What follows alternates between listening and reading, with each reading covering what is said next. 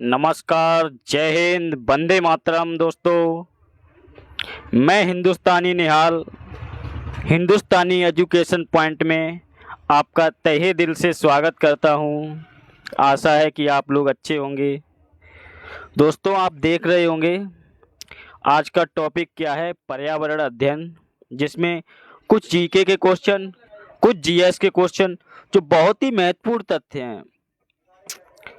5 number पक्के करने जा रहे हैं हम आपके। इतने महत्वपूर्ण तथ्य हैं जो सभी एग्जाम में बार बार पूछे जाते हैं। इस वीडियो को अगर आप देख रहे हैं, आप तक पहुंच रही है, तो हिंदुस्तानी एजुकेशन पॉइंट को सब्सक्राइब जरूर करें। मैं आपके लिए दिन प्रतिदिन बेस्ट से बेस्ट मटेरियल अपने चैनल के माध्यम से आप तक पहुंचाने का प्रयास करूंगा। दोस्तों, आज आपको एनसीईआरटी बेस्ड पर्यावरण अध्ययन के कुछ क्वेश्चन देखने को मिलेंगे। दोस्तों, अगर आपके पास ये वीडियो पहुंच रही है और आपने चैनल सब्सक्राइब नहीं किया है तो चैनल सब्सक्राइब करें, बेल आइकन दबाएं, लाइक शेयर ज़रूर करें। दोस्तों, चलिए बात करते हैं टॉपिक पर, पर्यावरण अध्ययन के ऊपर।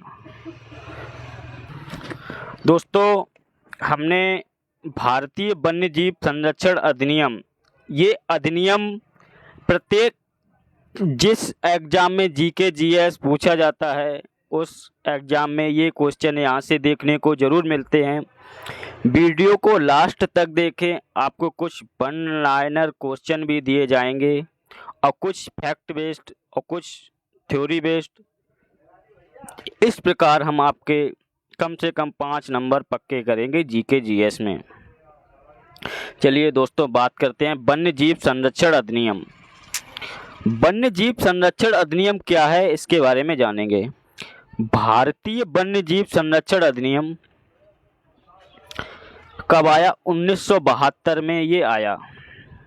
कब आया? 1972 में ये आया। भारतीय वन्यजीव संरक्षण अधिनियम 1 अप्रैल, कब? 1 अप्रैल 1973 से भारत में लागू हुआ। लागू कब हुआ? ये बनके तैयार हुआ 1972 में, लेकिन लागू कब हुआ? 1 अप्रैल 1973 को। भारतीय वन्यजीव संरक्षण अधिनियम 1 अप्रैल 1973 से भारत में लागू किया गया था, जिसके तहत, इसका मूल उद्देश्य क्या था? जिसके तहत भारतीय वन्यजीवों को बचाने का प्रयास किया गया था। क्या? जो भारत में वन्यजीव हैं उनको बचाने का प्रयास किया गया था। किसके तहत? भारतीय वन्यजीव संरक्षण अधिनियम। तो इसका मूल उद्देश्य क्या था? वन्यजीवों को बचाने का प्रयास किया गया था। भारतीय वन्यजीव संरक्षण अधिनियम 1972 के तहत, ये वन्यजीव संरक्षण अधिनियम 1972 इसका नाम है क्योंकि ये 1972 में लाया गया था, लेकिन 1 अप्रैल 1973 में ये लागू हुआ था। अपने भारत में कब हुआ था लागू? 1 अप्रैल 1973 में। तो इसमें क्या किया था? मोर को राष्ट्रीय पक्षी तथा बाघ को राष्ट्रीय पशु का दर्जा दिया गया। अगर आपसे पूछा जाए कि मोर को राष्ट्रीय पक्षी कब घोषित किया गया, तो मोर को राष्ट्रीय पक्षी कब घोषित किया गया? 1 अप्रैल 1973 के तहत। 1972 के जो संरक्षण अधिनियम आया था उसके तहत 1 अप्रैल 1973 को मोर को राष्ट्रीय पक्षी और बाघ को राष्ट्रीय पशु का दर्जा दिया गया था। कब? 1 अप्रैल 1973 के तहत। तो इसे वन संरक्षण अधिनियम 1972 बोलते हैं, लेकिन ये लागू कब हुआ था? 1 अप्रैल 1973 को। ये बात ध्यान रखें क्योंकि एग्जाम में यही पूछा जाता है, भारतीय वन्यजीव संरक्षण अधिनियम 1972 कब लागू हुआ। तो उसमें 1 अप्रैल 1972 भी लिखा होगा, 1 अप्रैल 1974 भी लिखा होगा, 1 अप्रैल 1973 भी लिखा होगा। तो आप बिना सोचे समझे 1 अप्रैल 1972 टिक कर देंगे तो आपका एक क्वेश्चन गलत हो जाएगा। इसलिए आपको याद रखना है 1 अप्रैल 1973 को ये लागू हुआ था, भारतीय वन्यजीव संरक्षण अधिनियम। समवर्ती सूची, इसके बारे में बात करेंगे। समवर्ती सूची ये क्या है, ये क्यों जरूरी है? वर्तमान में वन तथा वन्यजीव विषय संविधान की समवर्ती सूची में शामिल हैं। किसमें है? वर्तमान में संविधान की समवर्ती सूची में शामिल।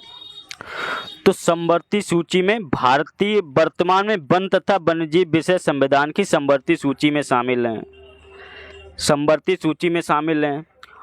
और एक अनुच्छेद है 51A। कौन सा अनुच्छेद है? अनुच्छेद 51A।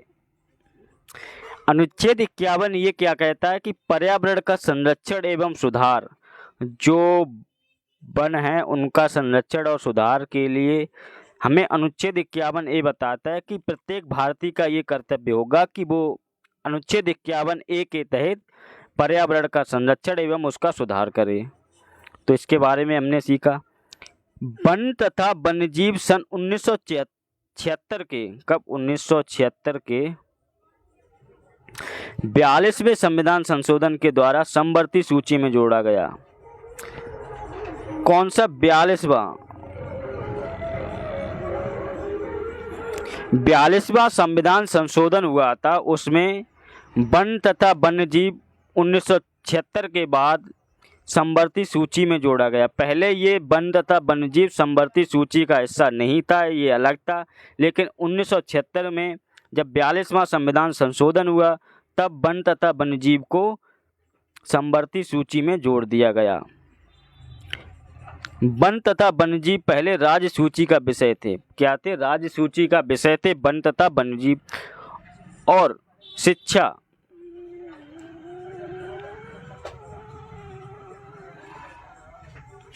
शिक्षा को समवर्ती सूची का हिस्सा माना गया है।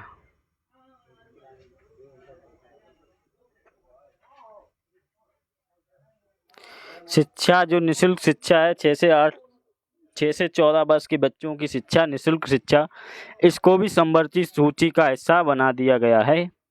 बात करते हैं नेक्स्ट पर। आप वन तथा वन्यजीव संरक्षण अधिनियम समवर्ती सूची में है और ये कब जोड़े गए? 1976 में। लेकिन भारत सरकार ने वन संरक्षण अधिनियम, क्या? वन संरक्षण अधिनियम,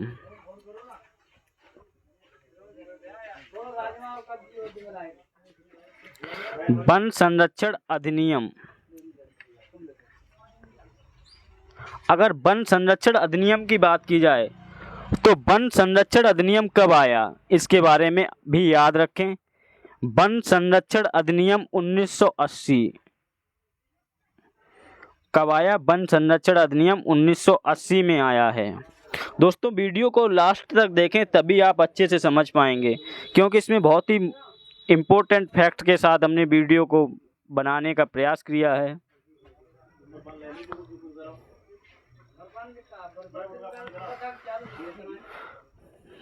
वन तथा वन्यजीव 1976 के तहत 42वें संविधान संशोधन के द्वारा समवर्ती सूची में जोड़ा गया था। वन तथा वन्यजीव पहले राज्य सूची का विषय थे। हमने इसके बारे में जाना। अब हम जानेंगे WWF, इसकी फुल फॉर्म क्या है, इसका क्या उद्देश्य है, ये क्यों क्या है, इसके बारे में जानेंगे। भारत में WWF world wild life fund, Bharat में WWF की स्थापना 1969 में मुंबई में की गई थी। कहाँ की गई? मुंबई में 1969 में। और WWF का मुख्यालय पहले मुंबई में था जब इसकी स्थापना की गई थी 1969 में, तब कहाँ था? मुंबई में था। परंतु वर्तमान में WWF का मुख्यालय कहाँ है? दिल्ली में। इस बात को आप ध्यान रखें। जब 1969 में इसकी स्थापना की गई थी तो इसका मुख्यालय मुंबई में था, लेकिन वर्तमान में WWF का मुख्यालय दिल्ली में है। इस बात पर आप ध्यान रखें। और ये 1969 में आया था। WWF पूरा नाम अंग्रेजी में क्या है? World wide fund. Bird wide fund, या हिंदी में विश्व वन्य जीव कोष। क्या है? विश्व वन्य जीव कोष हिंदी में कहते हैं। इंग्लिश में फुल फॉर्म पूछी जाए तो बर्ड वाइड फंड, ये है जो बर्ड वाइड फंड। WWF की स्थापना 1971 में की गई थी। विश्व में मुख्यालय स्विट्जरलैंड के गोलुंड नामक जगह पर है। WWF का प्रतीक चिन्ह का है लाल पांडा। विश्व में सर्वाधिक लाल पांडा जीव चीन तथा मलेशिया में पाया जाता है। ये WWF के अंतर्गत आता है। भारत में सबसे अधिक लाल पांडा जीव सिक्किम और अरुणाचल प्रदेश में पाया जाता है। असम तथा पश्चिम बंगाल जैसे राज्यों में भी पाया जाता है लाल पांडा।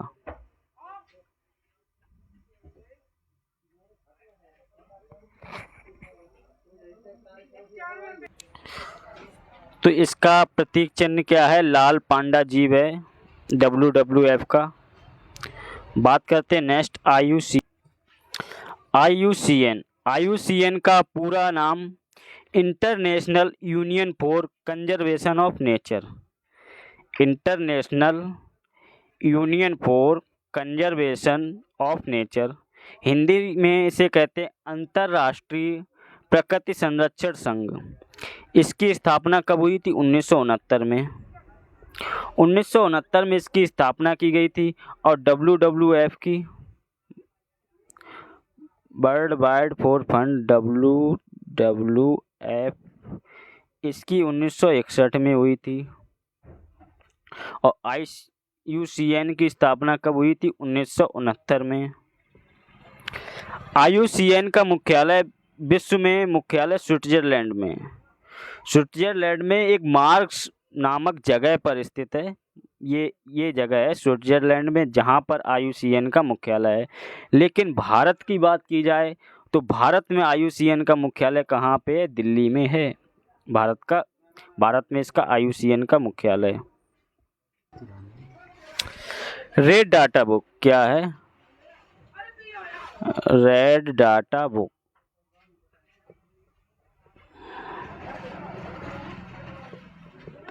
बात की जाए रेड डाटा बुक क्या है? ये एक किताब होती है जिसमें जीवों के विलुप्त होने की प्रजाति को दर्शाया जाता है। इसमें 3 तरह के कलर होते हैं। एक होता है ग्रीन, रेड और येलो। रेड डाटा बुक के बारे में हम समझेंगे। विश्व संरक्षण संघ यानी कि world conservation union, world conservation union, जिसे पूर्व में अंतर्राष्ट्रीय प्राकृतिक एवं प्राकृतिक संपदा संरक्षण संघ IUCN और IUCNNR के नाम से जाना जाता था। IUCN का पूरा नाम बताया था अंतर्राष्ट्रीय प्रकृति संरक्षण संघ, international union for conservation nature होता है। अब रेड डाटा बुक के बारे में जानते हैं कि ये क्या है।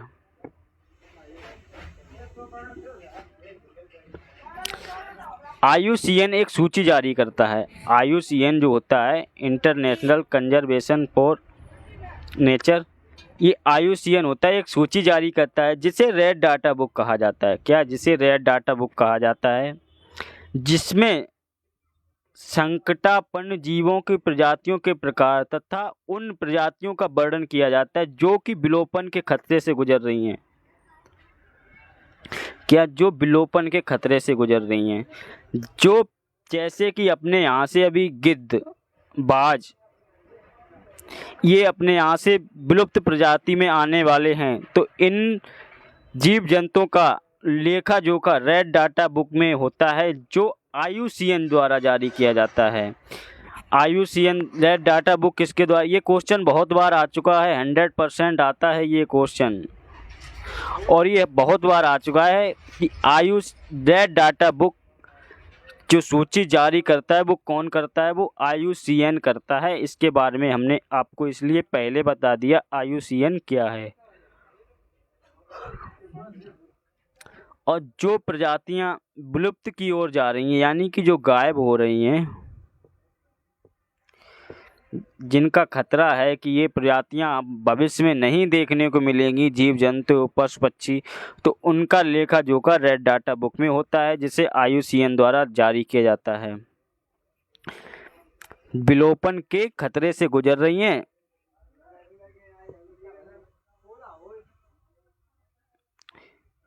विलोपन के खतरे से गुजर रही हैं रेड डाटा बुक में प्रकाशित किया जाता है। रेड डाटा बुक में प्रकाशित जातियों को थ्रेटेंड स्पीशीज का नाम दिया जाता है। IUCN के 3 वर्ग संकटापन्न, शुभोदय एवं दुर्लभ प्रजातियां थ्रेटेंड जातियों के अंतर्गत आती हैं। ये 3 प्रजातियां होती हैं जो इसके अंतर्गत आती हैं, और लगभग कितना टाइम होता है, 50 साल तक, 50 वर्ष तक। जिस प्रजाति का, जिस पक्षी का, जिस जीव जंतु का हमारे यहाँ ये नहीं पता चलता है कि इनकी जनसंख्या बढ़ रही है, यानी कि लगातार 50 वर्ष तक कम होती जा रही होती है, तो ये यानी कि रेड डाटा बुक में आ जाते हैं, विलुप्त की ओर जा रहे हैं, इनमें इनका नाम लिख दिया जाता है। दोस्तों, हिंदुस्तानी एजुकेशन पॉइंट के साथ बने रहें। हम आपको वो डाटा देंगे जो महत्वपूर्ण हो। ऐसा नहीं कि कुछ भी ले आएँ, आपका टाइम वेस्ट करें, ऐसा नहीं होगा। आपको वो जानकारी दी जाएगी जो आपके लिए महत्वपूर्ण हो। आप ये वीडियो को देख लें, और जब एग्ज़ाम देने जाएं UP टेट का, CTET का, आपको यहाँ से 1-2 क्वेश्चन ना देखने को मिले तो आप बताएं। अब बात करते हैं राष्ट्रीय जलीय जीव। अपना राष्ट्रीय जलीय जीव कौन सा है? राष्ट्रीय जलीय जीव है डॉल्फिन। ये डॉल्फिन क्या होती है? ये अंधी होती है। ये डॉल्फिन अंधी होती है, और ये मनुष्य का, हम लोगों का एक तरह से मित्र होती है। ये डॉल्फिन हम लोगों की एक तरह से मित्र होती है, और ये ज़्यादातर गंगा में पाई जाती है। गंगा नदी में ज़्यादातर ये डॉल्फिन पाई जाती है। तो इसके बारे में जानेंगे अब। राष्ट्रीय जलीय जीव डॉल्फिन। 10 मई 2010 को भारत सरकार के वन एवं पर्यावरण मंत्रालय ने डॉल्फिन को राष्ट्रीय जलीय जीव घोषित किया। कब किया? 10 मई 2010 को। ये तारीख याद रखें, ये भी पूछ लिया जाता है कि राष्ट्रीय जलीय जीव डॉल्फिन को कब भारत सरकार ने राष्ट्रीय जलीय जीव घोषित किया। केंद्र सरकार ने गंगा डॉल्फिन की संख्या बढ़ाने के लिए प्रोजेक्ट डॉल्फिन को भी प्रोजेक्ट टाइगर की तरह महत्वपूर्ण माना। जैसे प्रोजेक्ट टाइगर था, जो अपने यहाँ टाइगरों की कमी हो रही थी, तो उनके लिए प्रोजेक्ट टाइगर चलाया गया था। प्रोजेक्ट टाइगर चलाया गया तो 1972 और लगभग 1973 के आसपास चलाया गया था। यही इसी में से है। तो इसी के तरह प्रोजेक्ट डॉल्फिन को भी प्रोजेक्ट टाइगर की तरह महत्वपूर्ण माना है। ये जो है, ये आप देख रहे हैं, ये हम मनुष्य लोगों का एक तरह से मित्र होती है, और ये गंगा में पाई जाती है, सर्वाधिक गंगा में पाई जाती है, और ये अंधी होती है।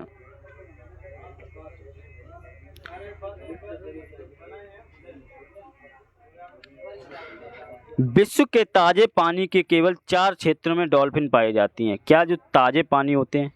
भारत में अपने यहाँ हमने बताया था गंगा में, एवं चंबल नदी के अलावा पाकिस्तान में सिंधु नदी में फूला, चीन में यांगत्जे नदी में बाजी, और ब्राज़ील के अमेजन नदी में बोटो नाम से डॉल्फिन की प्रजाति पाई जाती हैं। देखो, अपने यहाँ भारत में गंगा में पाई जाती हैं तो इसे क्या कहते हैं? डॉल्फिन। और चंबल नदी में पाई जाती हैं, और पाकिस्तान में सिंधु नदी में, पाकिस्तान के सिंधु नदी में पाई जाती हैं, जिसे फूला नाम से जानते हैं लोग। क्या? फूला नाम से जानते हैं। और चीन में यांगत्जे नदी में पाई जाती हैं, जिसे चीन में किस नाम से जानते हैं? बाजी। चीन में बाजी नदी नाम से जानते हैं। और अमेजन नदी में बोटो। अमेजन की नदी में जो डॉल्फिन पाई जाती है उसे बोटो के नाम से जानते हैं।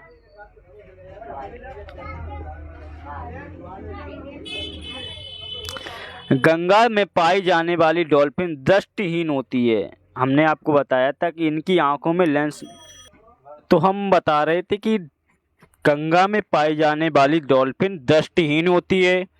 इनकी आंखों में लेंस नहीं होता है। क्या नहीं होता है? लेंस नहीं होता है इनकी आंखों में।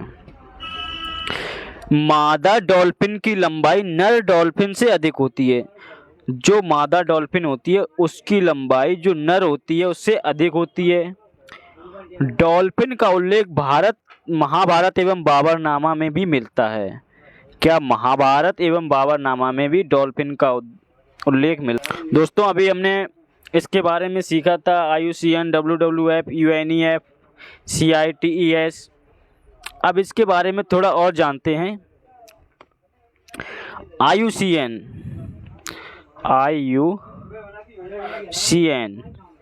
1948। कब? 1948 में स्थापना। मुख्यालय कहाँ? Gland, Switzerland. इसका विशेष कार्य क्या है? इसका मुख्य कार्य जैव विविधता का संरक्षण करना, संकटग्रस्त जीव जंतुओं की सूची रेड डाटा बुक जारी करता है IUCN। अब WWF ये कब है? WWF 1961।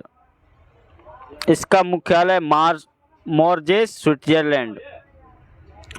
यह विश्व का सबसे स्वतंत्र संरक्षण संगठन है जो पर्यावरण के संरक्षण, शोध एवं पुनर्स्थापना के लिए कार्य करता है। इसका slogan for a living planet. क्या है स्लोगन इसका? For a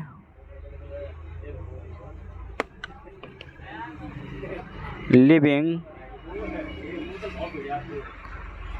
planet.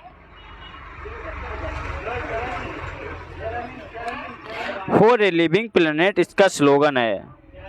अब बात की जाए UNEF, यानी कि 972 में इसकी स्थापना हुई। 1970 नॉर्वे, कन्या में इसका मुख्यालय है। इसका मुख्य कार्य पर्यावरणीय कार्यक्रमों और संगठनों के प्रबंधन हेतु अंतर्राष्ट्रीय रूपरेखाओं का निर्माण करना है। और एक CITES, क्या है? CITES ये 1975 में आया। ये जेनेवा, स्विट्जरलैंड में ये भी है, जेनेवा में है। इसका मुख्य कार्य वन्य जीवों के अवैध व्यापार को रोकना। क्या? वन्य जीवों के अवैध व्यापार को रोकना इसका मुख्य कार्य है। इसका प्रशासन UNEP द्वारा देखा जाता है। इसे वाशिंगटन में सम्मेलन भी कहते हैं। इसे वाशिंगटन सम्मेलन भी कहते हैं। अब यहाँ पे बात आई है कि एक जीवों के अवैध व्यापार को रोकना, वन्य जीवों के अवैध व्यापार को रोकना, इसके बारे में एक वो चलाई गई थी, यानी कि वन्य जीव के अवैध व्यापार को रोकना। तो इसके लिए एक संस्था बनाई गई थी, वन्य जीवों के अवैध व्यापार को रोकना। एक संस्था थी। वो संस्था कौन सी थी? वो संस्था थी ट्रैफिक संस्था।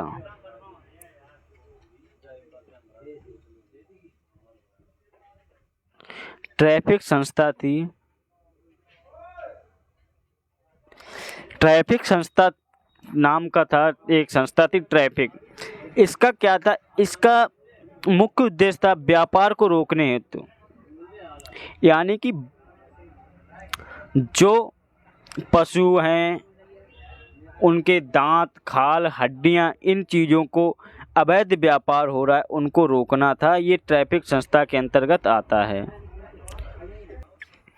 अब दोस्तों वन लाइनर क्वेश्चन के बारे में बात करेंगे और फटाफट 10 मिनट में हम 20 क्वेश्चन समेटेंगे। ग्रीन हाउस प्रवाह क्या है? ग्रीन हाउस प्रवाह में सूर्य की किरणें पृथ्वी पर आ जाती हैं लेकिन कार्बन डाइऑक्साइड के कारण वापस नहीं जा पाती हैं। ग्रीन हाउस गैस, सूर्य की किरणें पृथ्वी पर आ जाती हैं लेकिन कार्बन डाइऑक्साइड के कारण वापस नहीं जा पाती हैं, तो ग्रीन हाउस गैस प्रभाव हो जाता है। ग्रीन हाउस गैस में मीथेन है, ओजोन है, कार्बन डाइऑक्साइड है, ये गैसें पाई जाती हैं ग्रीन हाउस गैस में। अगर बात की जाए मीथेन की,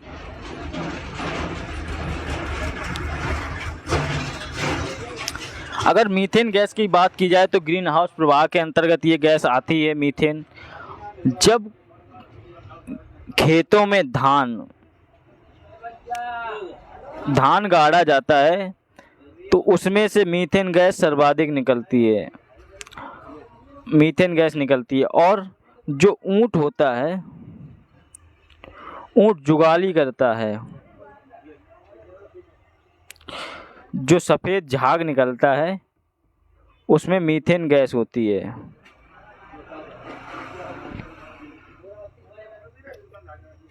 बात करते हैं red data book. Red data book का संबंध किससे है? वन लाइनर क्वेश्चन है जी, जल्दी से जल्दी हम कंप्लीट करेंगे। विलुप्त के संकट से ग्रस्त जीवों से, यानी कि जो जीव विलुप्त की कगार पे, उन्हें रेड डाटा बुक में रखा जाता है। ग्रीन पीस क्या है? ग्रीन पीस है पर्यावरण योजना। ग्रीन पीस क्या है? पर्यावरण योजना। और बात की जाए पर्यावरण दिवस कब मनाया जाता है, तो पर्यावरण दिवस 5 जून को मनाया जाता है।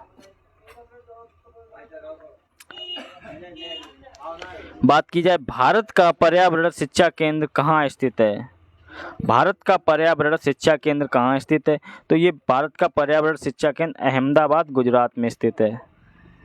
कब है? अहमदाबाद गुजरात में। अब विश्व पर्यावरण दिवस कब मनाया जाता है? 5 जून को। और ये पर्यावरण शिक्षा केंद्र कहाँ स्थित है? अहमदाबाद गुजरात में। विश्व वन्य जीव कोष द्वारा प्रतीक के रूप में किस पशु को लिया गया है? अभी इसके बारे में हमने शॉर्ट डिटेल में बताया था, अब इसे शॉर्ट नोट्स हैं, ये शॉर्ट क्वेश्चन है। विश्व वन्य जीव कोष द्वारा प्रतीक के रूप में लाल पांडा किसे लिया गया है? लाल पांडा को विश्व वन्यजीव कोष के द्वारा प्रतीक के रूप में लिया गया है। वन महोत्सव किसने प्रारंभ किया था? वन महोत्सव क्वेश्चन है, वन महोत्सव किसके द्वारा प्रारंभ किया गया था? तो के.एम. मुंशी द्वारा वन महोत्सव प्रारंभ किया गया था। नेक्स्ट क्वेश्चन है, ताजमहल के पीले पड़ने तथा उसके क्षरण होने का मुख्य कारण क्या है? क्वेश्चन है, ताजमहल के पीले पड़ने तथा उसके क्षरण होने का मुख्य कारण क्या है? अम्लीय वर्षा। अम्लीय वर्षा के कारण ताजमहल का रंग पीला पड़ रहा है।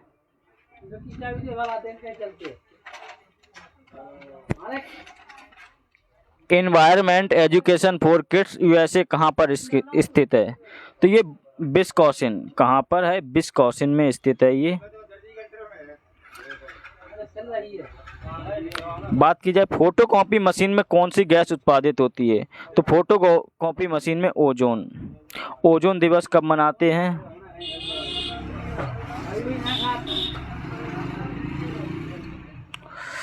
ओजोन दिवस 16 सितंबर को।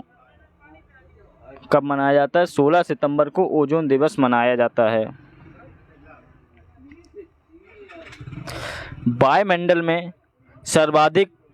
वायुमंडल में कौन सी गैस सर्वाधिक पाई जाती है? तो नाइट्रोजन। दोस्तों बात करें नेक्स्ट क्वेश्चन पर, भारत में सबसे अधिक वन किस प्रदेश में पाए जाते हैं? तो बात की जाए मध्य प्रदेश में। मध्य प्रदेश में सबसे अधिक वन पाए जाते हैं भूतल पर। नेक्स्ट क्वेश्चन है, भूतल पर सीएफसी का प्रयोग कहाँ होता है? तो भूतल यानी कि अपने वातावरण में, अपने जमीन पर, भू यानी कि जमीन पर सीएफसी का प्रयोग कहाँ होता है? तो स्प्रे एंड डिस्पेंसर वातानुकूलकों में। अब ये वातानुकूलक लिखे हैं, यानी कि AC, fridge, hair spray, shaving cream, विविध सौंदर्य, यानी कि जो सीएफसी क्लोरोफ्लोरोकार्बन, क्या होता है इसका फुल फॉर्म?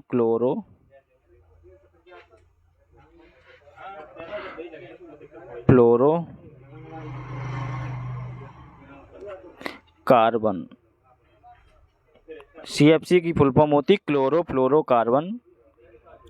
इसका प्रयोग शेविंग क्रीम होती है जो सौंदर्य के, यानी कि आप देसी भाषा में समझें, यानी मेकअप, यानी कि जो लड़कियां या जेंट्स कोई भी मान लीजिए जो पाउडर क्रीम यूज करते हैं उनमें सीएफसी होती है, स्प्रे में सीएफसी होती है।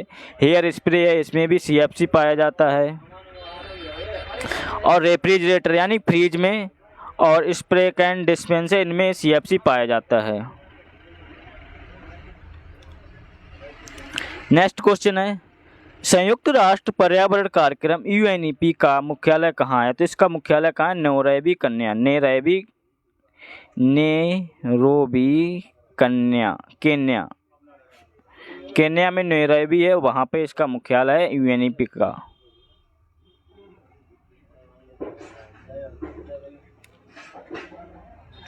नेक्स्ट क्वेश्चन है, ग्रीन हाउस प्रभाव का प्रत्यक्ष परिणाम क्या है? ग्लेशियर पिघलने लगेंगे। अगर ग्रीन हाउस प्रभाव होगा तो वातावरण बहुत ही गर्म हो जाएगा, और ग्लेशियर पिघलने लगेंगे तो अपने यहाँ इतना पानी हो जाएगा, इतना अधिक पानी होगा जिससे बाढ़ आ जाएगी। और बाढ़ आएगी तो क्या होगा वो तो आप समझते हैं, यानी कि बहुत ही नुकसान होगा। भारत का कौन सा राज्य टाइगर राज्य के रूप में जाना जाता है? टाइगर के रूप में कौन सा जाना जाता है? एमपी को टाइगर स्टेट का दर्जा दिया गया। और गिर गुजरात यानी कि शेर, गिर राष्ट्रीय उद्यान गुजरात में है और जो शेरों के लिए है। और टाइगर राज्य क्या है? एमपी में है। विश्व पर्यावरण दिवस किस तिथि को मनाया जाता है? विश्व पर्यावरण दिवस, तो विश्व पर्यावरण दिवस 5 जून को मनाया जाता है। पर्यावरण का रक्षा कवच किसे कहा जाता है? ओजोन परत को। ओजोन परत को विश्व पर्यावरण का रक्षा कवच कहा जाता है। और ये 16 सितंबर को ओजोन दिवस मनाया जाता है। और मॉन्ट्रियल प्रोटोकॉल हुआ था ओजोन परत के लिए।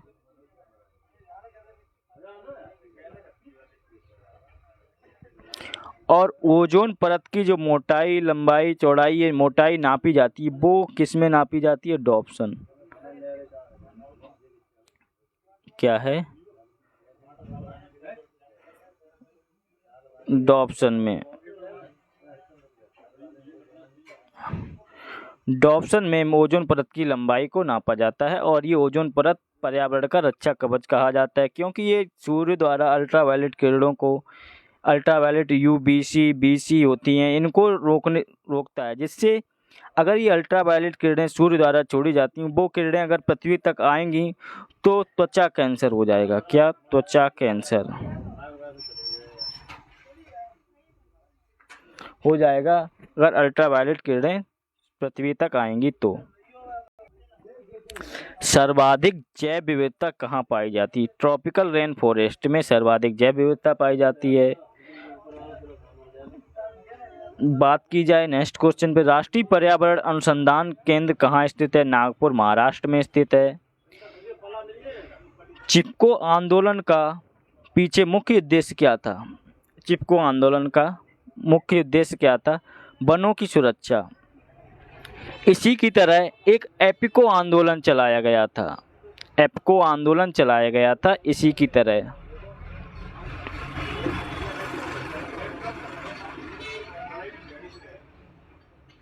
जो चिपको आंदोलन किसने चलाया था? सुंदरलाल बोगड़ा। और कहाँ से चलाया गया? उत्तराखंड के चमोली जिले से।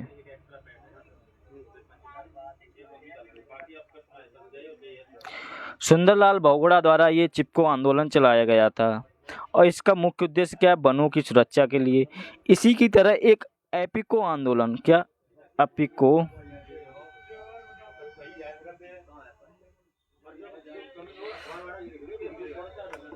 आंदोलन और चलाया गया था चिपको आंदोलन की तरह। इसका भी उद्देश्य क्या था? वनों की सुरक्षा के लिए।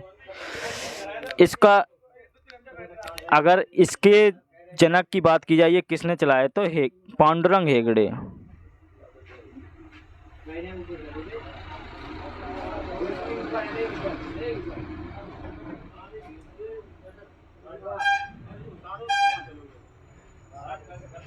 पांडुरंग हेगड़े ने अपिको आंदोलन चलाया था। चिपको आंदोलन सुंदरलाल बोगड़ा ने चलाया था। और ये उत्तराखंड के यूके यानी उत्तराखंड के चमोली जिले से चलाया गया था।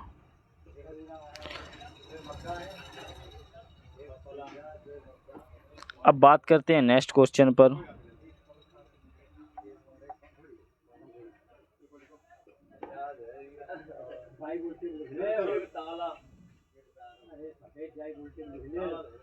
Carbon dioxide, sulphur dioxide, carbon monoxide द्वारा कौन सा प्रदूषण फैलता है? ये जो हल्की गैसें होती हैं ये गर्म होती हैं, ये ऊपर उठती हैं तो इनसे वायु प्रदूषण फैलता है। बात करते हैं नेक्स्ट क्वेश्चन पर। सर्वाधिक ओजोन क्षयकारी गैस कौन सी है? CFC। CFC द्वारा क्लोरोफ्लोरोकार्बन ये किस किस में होती है? ये फ्रिज में होती है, हेयर स्प्रे होता है उसमें होती है, और जो एसियां लगी होती हैं उसमें होती है क्लोरोफ्लोरोकार्बन। इसके द्वारा सबसे ज़्यादा ओजोन का क्षरण हो रहा है, ओजोन में छिद्र हो रहा है जो अंटार्कटिका पर देखा गया है। अब पराऑक्सीडेसिल नाइट्रेट क्या है? पैन यानी कि पैन, ये एक प्रकार का वायु प्रदूषक है। क्या है? एक प्रकार का वायु प्रदूषक है। इंदिरा गांधी वानिकी अकादमी कहाँ स्थित है? अब बात की जाए इंदिरा गांधी वानिकी अकादमी तो देहरादून में इंदिरा गांधी वानिकी अकादमी स्थित है। विश्व का सबसे प्रदूषित नगर कौन सा है? तो मैक्सिको सिटी। यहाँ पर लिख देते हैं मैक्सिको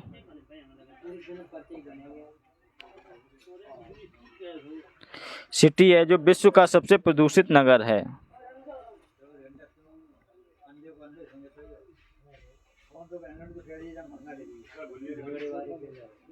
बीस मिनट में 20 क्वेश्चन और उनको समझाना भी ये टारगेट था जो चल रहे, इसी पे पूरा करेंगे। जल प्रदूषण को मापने के लिए कौन सा परीक्षण किया जाता है? Biochemical oxygen demand. ये जल प्रदूषण को मापने के लिए BOD, बायोकेमिकल ऑक्सीजन डिमांड, इसका ये फुल फॉर्म है। ये बायोकेमिकल ऑक्सीजन डिमांड इसकी BOD की। इसमें ये देखा जाता है कि जल में कितनी ऑक्सीजन की मात्रा है तो उसी प्रकार उतना ही शुद्ध जल माना जाता है। भारतीय वन सर्वेक्षण का मुख्यालय कहाँ है? भारतीय वन सर्वेक्षण का मुख्यालय देहरादून में है। चलते हैं जल्दी जल्दी दूसरे क्वेश्चन पर। वायुमंडल में ओजोन परत हमारी रक्षा किन किरणों से करती है? पराबैंगनी किरणों से हमारी रक्षा करती है। अल्ट्रावायलेट, UV और अल्ट्रावायलेट BC, इन किरणों से हमारी रक्षा करती है ओजोन परत। जलीय परिवर्तन में किन गैसों का मुख्य भूमिका होती है?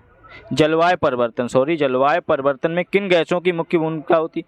Green house gas, methane gas होती है, CFC होती है, ओजोन होती है, CO2 होती है। इनकी प्रमुख भूमिका होती है ग्रीन हाउस गैस में। ये जो वातावरण को गर्म करती हैं जिससे ग्लेशियर पिघलने की संभावना होती है। भारतीय वन प्रबंधन संस्थान कहाँ स्थित है? भारतीय वन प्रबंधन संस्थान कहाँ स्थित है? तो ये मध्य प्रदेश भोपाल में स्थित है। कहाँ पर? भोपाल में स्थित है भारतीय वन प्रबंधन संस्थान।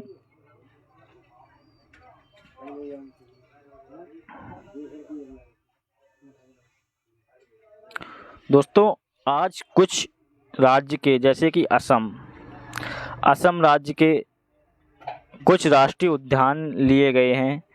आपको एक वीडियो में संपूर्ण राष्ट्रीय उद्यान देखने को मिलेंगे। तो हम बात करते हैं असम राज्य की। असम राज्य में कौन कौन से राष्ट्रीय उद्यान हैं? काजीरंगा राष्ट्रीय उद्यान जोराहाट, ये कहाँ है? असम में है। मानस वन्यजीव अभयारण्य बारपेट, ये भी असम में है। गर्म पानी वन्यजीव अभयारण्य दीपूला, ये भी असम में है। सोनाई रूपा बंधु अभयारण्य तेजपुर, ये भी असम में है। अब बात करते हैं अरुणाचल प्रदेश के अभयारण्य।